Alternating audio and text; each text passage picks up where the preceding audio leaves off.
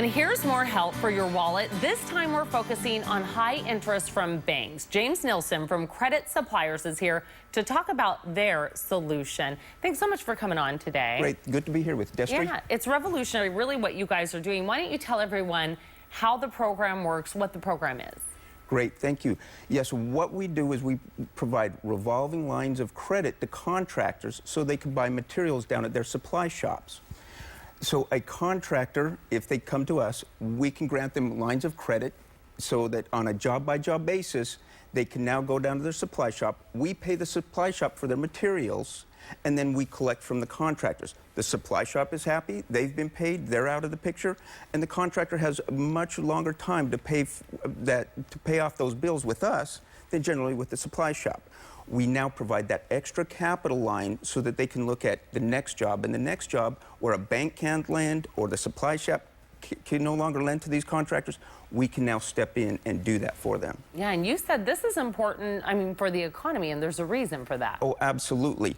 As capital is contracted in the banks, and as banks have had a tough time lending to contractors because of our proprietary online tracking systems, we now have the ability to track and monitor payments to these contractors so that then we can provide more credit to them. And in essence, they can now bid on that next job and provide more capital back into the economy.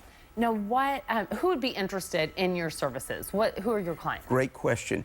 Our clients are both the contractors and suppliers. Anybody working pretty much buying materials for a construction project. They have to be a contractor, a licensed contractor, and they must have either a corporation or an LLC.